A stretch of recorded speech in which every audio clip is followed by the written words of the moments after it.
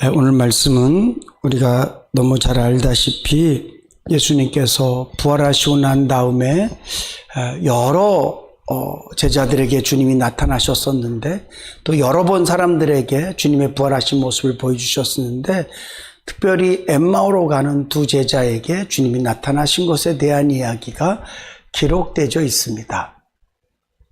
아마도 두 사람은 12제자에는 들지 못했지만 예수님을 가까이서 섬겼고 모셨고, 또 누가 봐도 그냥 제자라고 할 만큼 예수님을 마음에 품고 그분 가까이에서 예수님을 따랐던 사람이었던 것 같습니다. 그래서 예수님이 어떻게 고난받는지도 보았고, 예수님께서 어떻게 죽었는지도 보았고 들었고, 정말 한 2박 3일 동안 예수님에게 나타났던 그 수없이 많은 일들이 이들 마음에 너무 큰 충격과 상처가 되었을 거예요. 근데 오늘 본문 말씀에 보면 그들이 예수님이 부활하시고 난 다음에도 여전히 예루살렘에 머물러 있었어요. 그래서 그들이 소식을 듣는 거죠. 마리아가 무덤가에 갔다가 예수님은 보지 못하고 천사들이 예수님이 부활했단 말을 들었다고 합니다. 또 심지어는 제자들, 우리 성경에 보면 베드로와 또 요한이 막 다른 짓을 해서 갔죠. 갔는데 빈 무덤을 보고 그런 것들을 다 들었어요. 들었음에도 불구하고 그들은 그냥 예수는 죽은 사람으로, 우리에게 소망을 주고 희망을 주었던, 그러나 이미 끝난 사람으로 그들 마음속에 예수를 묻어버렸어요. 예수님은 부활하셨지만 그 부활하신 예수를 믿지 못하니까 자기 마음에 무덤을 만들어서 예수를 죽은 예수로 그냥 그렇게 믿은 거예요. 살아계실 때 참 좋으셨던 분이고, 살아계실 때 참 능력을 많이 행하셨던 분이시고, 그 예수님이 살아계실 때 우리에게 꿈과 소망을 주셨는데 이제 예수는 죽었어. 역사적인 사실로는 하나님께서는 그 예수를 살리셔서 이미 무덤은 빈 무덤이고, 부활하신 예수님이 본 자들도 있고, 그렇게 예수의 부활이 이미 이 땅 가운데 어둠은 떠나가고 여명이 밝아오면서 세상이 대낮이 된 것처럼 죽음의 권세를 이기신 예수님께서 이미 부활하셔서 생명의 주로, 부활의 주로 이 땅 가운데 이미 존재하심에도 불구하고 그들 마음의 예수님은 여전히 무덤에 계신 예수님이에요. 예수님은 무덤에 계시지 않지만 내 마음에 무덤을 만들어서 예수를 그냥 그곳에 담아둔 거예요. 예수는 죽었습니다. 예수님은 살지 못했습니다. 그러니까 그들이 예루살렘을 떠나서 엠마오, 자기네 고향으로 돌아갈 수밖에 없는 거예요.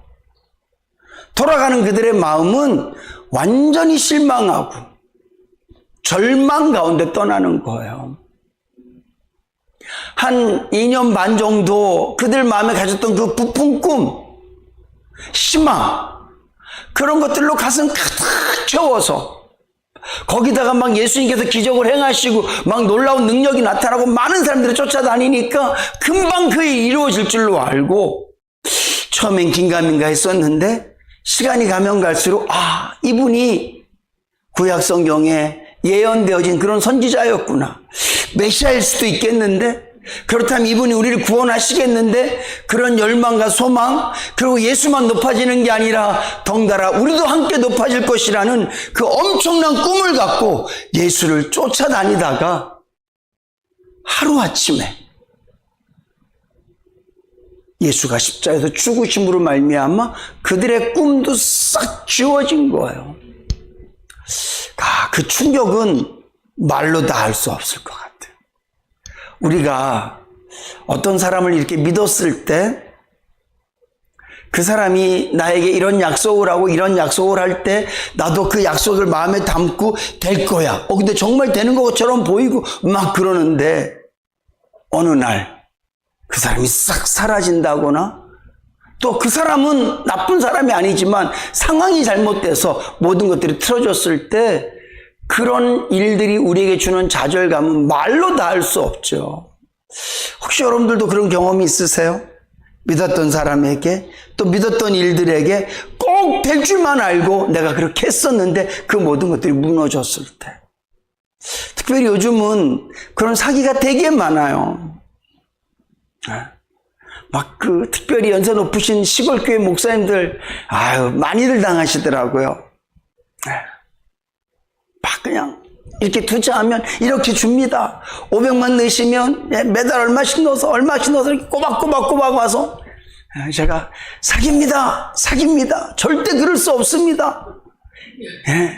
뭐 몇 달만 넣으면 원금이 되고 몇 달만 되면 뭐 돈이 몇 배로 불어나고, 그러니까 막 그냥 시골교회 목사님들이 돈 나올 때도 없고 그러니까, 그래 어떻게 한번 500만 마련해보자.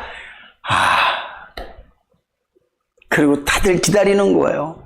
한 석 달은 잘 들어오더래요. 그리고 싹. 마치 그런 일을 당하면 너무 힘들잖아요. 저는 그렇게 당하는 사람을 옆에서 봤어요. 우리 슬아.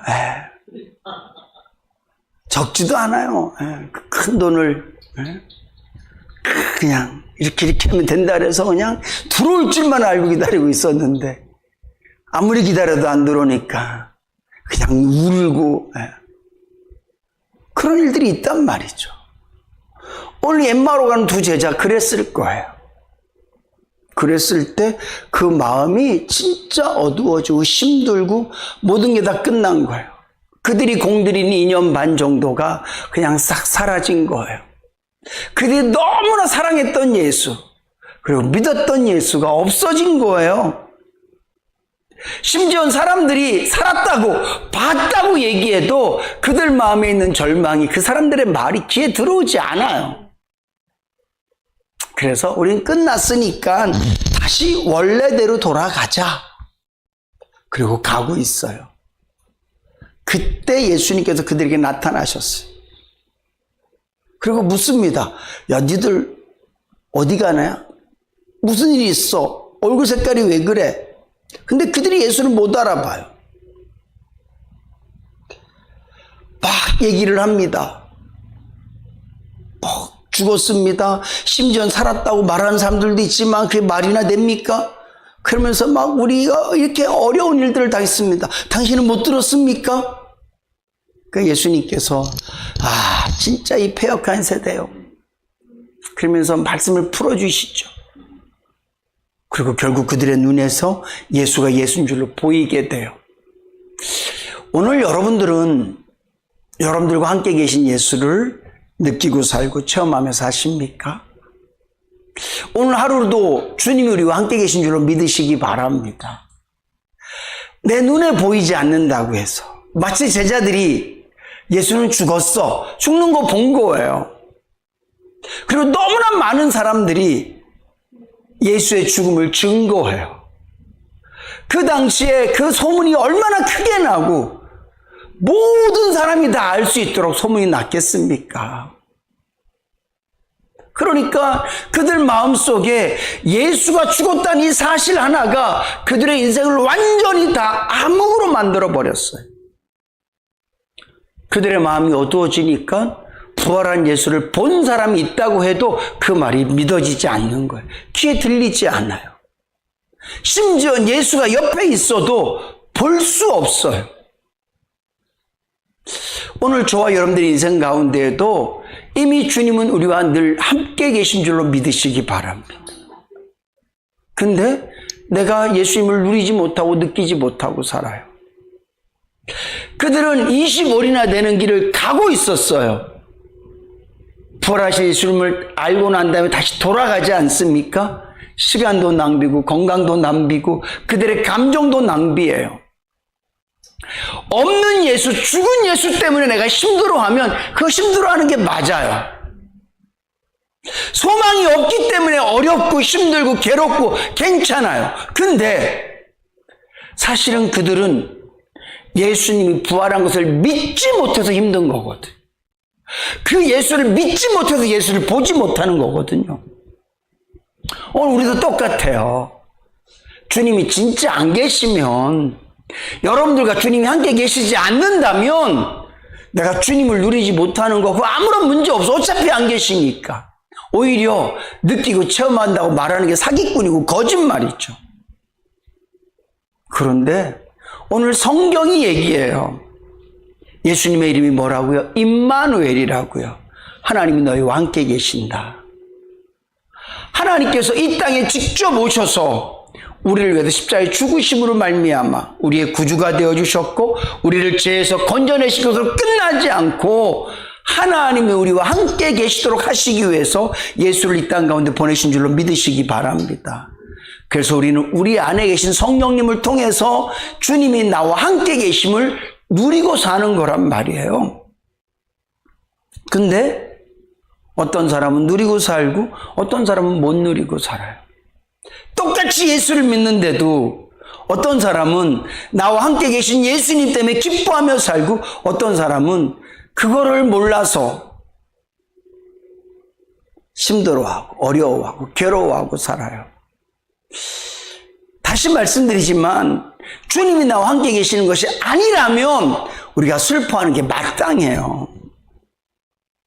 주님이 안 계신 분이시라면 우리가 걱정하고 염려하는 게 당연한 거예요. 근데 반대로 주님이 나와 함께 계신데 내가 염려하고 걱정하고 있다면 그건 문제가 되지 않겠습니까? 며칠 전에 하라가 전화 왔어요. 아빠, 민혁이 핸드폰 갖고 계세요? 아니. 근데 이상해요. 왜? 위치 추적을 이렇게 해놨는데 얘가 푸님 아파트에 있어요, 핸드폰이. 그러다가 도린동도 가고 그러다가 연수동도 가고 그래요. 그래서 나는 아빠가 갖고 있으면서 장난치는 줄 알았다는 거예요. 그러니까 민혁이가 그걸 이렇게 아무데나 놓고 갔으니까 너 골탕 좀 먹여봐라. 그래서 내가 갖고 있으면서 이제 볼일 보러 도림동도 가고 이제 또 배달도 하고 그러니까 이게 막 돌아다니는구나. 그래서 야, 민혁이 핸드폰이 막 도는 게 이게 아버지가 갖고 있는 게 맞을 거야. 근데 아닌데, 나 안 갖고 있는데 그때부터 걱정이 되는 거예요. 전화를 해도 안 받고. 근데 결국 알고 보니까 민혁이 학교 갈 때마다 그 위층의 아저씨인가 하여튼 요 같은 동에 사시는 분이 민혁이를 이제 같은 학년에 이제 친구가 있어 얘를 태워다 준 거예요, 학교를. 근데 민혁이가 핸드폰을 두고 내린 거죠. 그러니까 이제 이분도 뒤에 있으니까 핸드폰 있는지 모르고 막 다닌 거예요. 얘는 또 이제 무음으로 놔뒀고. 그러니까 뭐 핸드폰 없으니까 또 엄마한테 얼마나 혼났겠어요. 우리 구하라 얘. 저 닮아서 이 잔소리 이게 정말 만만치 않습니다. 우리 민혁이가 그래요. 엄마는 잔소리 대왕이라고. 민혁이가 저희 집에 오는 딱 하나예요. 엄마 피해서 오는 거예요. 난리 난 거죠. 근데 결국은 이제 그분하고 연락이 돼서 핸드폰을 찾게 됐는데, 만약에 핸드폰이 거기 있다는 걸 처음부터 알면 걱정할 거 하나도 없죠. 기다리면 되는 거예요. 근데 가져갔나 보다, 누가 잃어버렸나 보다라고 생각을 하니까 걱정되고, 일로 가면 왜 일로 가지? 저쪽으로 가면 왜 저쪽으로 가지? 계속 그걸 보면서 한 군데 있으면 찾으러 갈 텐데 가면 없어지고 모르니까. 오늘 예수 믿는 사람들이요, 오늘 본문 말씀에 나오는 엠마오로 가는 두 제자와 같은 상황이 얼마나 많은지 몰라요. 예수님이 돌아가셨다고 믿는 것처럼 여러분들의 인생 가운데 어떤 큰일이 생겼을 때 나는 끝났다 이렇게 생각하지 않으세요? 힘든 일이 있을 때, 어려운 일이 있을 때, 때로는 내가 상상도 못했던 일들이 나게 펑펑 터질 때 나는 끝났다. 여러분, 세상의 모든 건 끝나도 주님은 나와 함께 계신 줄로 믿으시기 바랍니다.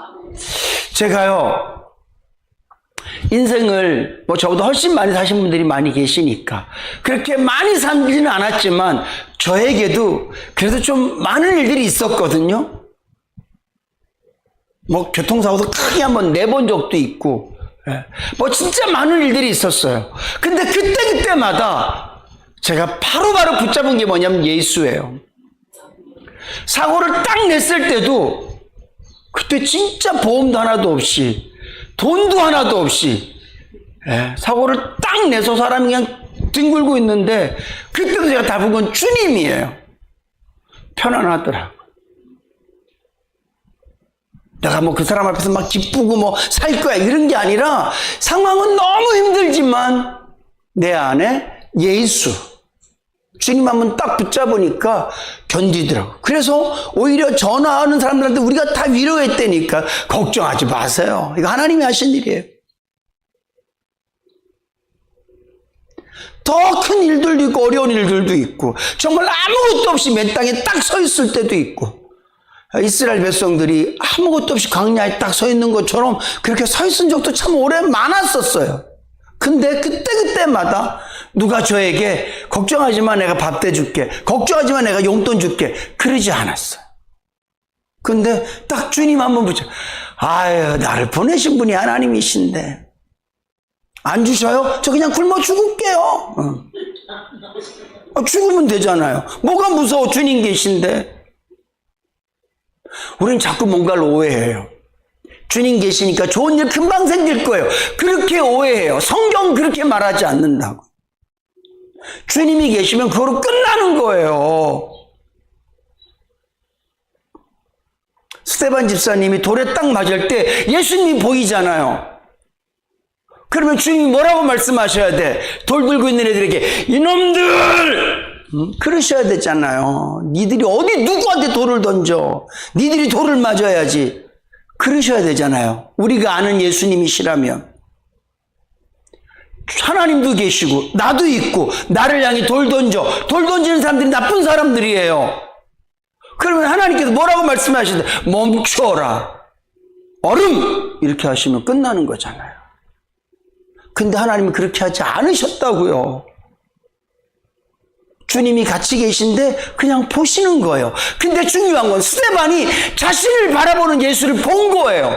그러니까 죽으면서도 얼굴이 해같이 빛났다. 우리는 자꾸 뭔가를 오해해. 주님이 나와 함께 계시면 문제가 해결되겠지. 물론 해결될 때도 있지만 여러분 죽음도 기쁨으로 갈 수 있는 줄로 믿으시기 바랍니다. 저는 그래서 예수 믿는 거예요. 저는 그래서 예수 믿어서 강당하고 너무 정말 제가 봐도요. 저는 제가 멋있어요. 뭐가 멋있냐고요? 그렇게 생겨갖고 이거를 말하는 게 아니라 전 제 믿음이 진짜 멋있어요. 죄송해요. 담대해요. 죽으면 되지. 주님과 함께인데. 예수님이 저를 죽음의 사지로 통 차서 너 혼자 죽고 와 그러는 게 아니라 네가 어디 가든지 내가 너와 함께 할게. 예, 주님이 나와 함께 하신다면 찬송가 355장 찬송처럼 아골골짝 빈들에도 복음 들고 가오리다. 멸시천대 십자가 내가 지겠습니다. 존귀 영광 모든 권세 주님 홀로 받으세요. 이게 성도의 고백 아니에요? 정말 죄송한데 한국교회 목회자들이요 우리 한국교회를 너무 이상하게 만들어놨어요. 예수 믿으면 뭐가 다 되는 것처럼. 무슨 기도가 도깨비 방망이에요? 뚝딱 하면 다 되고? 아니요. 성경이 우리에게 말하는 복음은 주님이 나와 함께함이에요. 그리고 끝이에요. 더 뭘 주님이 나와 함께 하신 것이 딱 믿어지잖아요. 그러면 더 이상 기대가 안 돼요. 사랑하는 사람하고 연애하면 그냥 나 너랑 안 헤어지면 끝. 이게 제일 좋은 거지. 뭘 얼마나 네가 벌어올 거니 네가 나한테 무슨 밥을 해줄 거니 그건 나중에 하는 얘기고요. 사랑에 눈 멀면 그냥 난 너만 함께 있으면 나는 그냥 어디든지 가. 너무너무 좋아. 행복해. 철이 없다고요, 제가? 세상 물정을 몰라서 그런다고요? 아니요. 주님과 함께 있으면 진짜 그래 져요. 그래서 오늘 이들이 주님이시구나를 깨닫고 난 다음에 어떻게 돼요? 예루살렘으로 다시 올라가요. 성경에 이 두 사람의 얘기는 자세히 나오지 않지만 저는 120명 중에 포함되어 있었을 거라고 생각되어지고 그들이 그 예수를 위해서 죽었다고 저는 믿어요.